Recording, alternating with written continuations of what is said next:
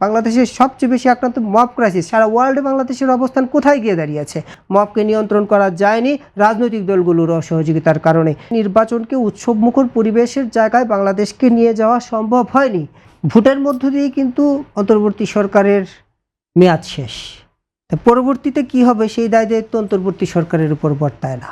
অন্তর্বর্তী সরকারের যেটি কাজ করণীয় দরকার সেটি হা ভোটের পক্ষে প্রচারণা চালানো, হাকে জয়যুক্ত করে আনার জন্য অন্তর্বর্তী সরকারের মানে লক্ষ্য হোক, উদ্দেশ্য হোক, কিন্তু ভেতরের কোনো চিন্তা থেকে করুক, সেটি কিন্তু তারা করছে।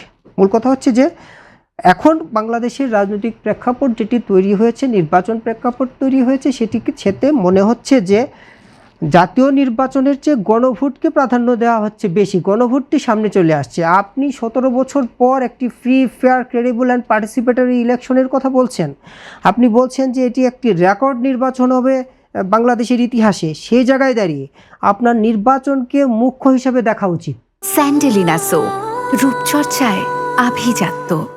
আপনার নির্বাচনের চেয়ে গণভোট তো মুখ্য হতে পারে না, কিংবা গণও না। কিন্তু আমাদের যে চিন্তাটা যে জায়গায় আসছে বাংলাদেশের বর্তমান রাজনীতি, নির্বাচন কমিশন কিংবা সরকারের অবস্থান, সেই জায়গাটিকে মনে হচ্ছে যে সবচেয়ে বেশি গণভোটকে গুরুত্ব দেওয়া হচ্ছে।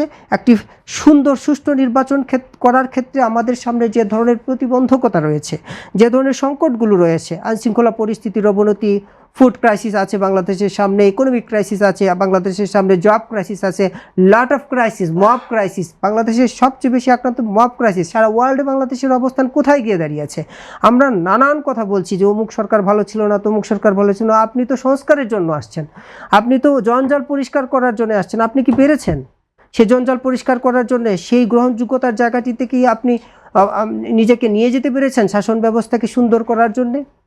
সরকারের ভেতর থেকেই কিন্তু এই প্রশ্নগুলো এখন উঠে আসছে, কিংবা তারাও বলছেন যে মবকে কেন নিয়ন্ত্রণ করা যায়নি? মবকে নিয়ন্ত্রণ করা যায়নি রাজনৈতিক দলগুলোর অসহযোগিতার কারণে। সেই ক্ষেত্রে রাষ্ট্র কি করেছে? রাষ্ট্র কি কোনো রাজনৈতিক দলকে টেনে বলেছে যে আমি মব নিয়ন্ত্রণ করতে পারছি না, আপনারা আসুন আমাকে হেল্প করুন? প্রকাশ্যে রাষ্ট্র কোনো বিবৃতি দিয়েছে? এই জায়গায় দাঁড়িয়ে আমাদের সবচেয়ে বেশি করণীয় হচ্ছে যে ভোটকে গুরুত্ব দেওয়া, ভোটের আমেজকে ফিরিয়ে আনা। নির্বাচনের যে একটি পরিবেশ, উৎসবমুখর পরিবেশ, সেটি কিন্তু অনুপস্থিত। আমরা বলছি যে নির্বাচনের সময়সীমা খুব কম।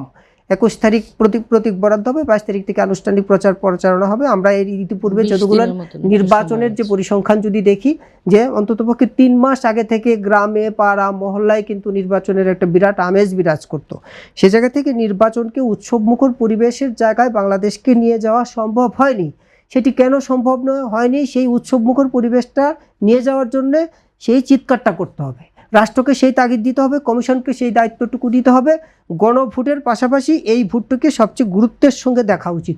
এটা আমি নাগরিক হিসেবে মনে করি।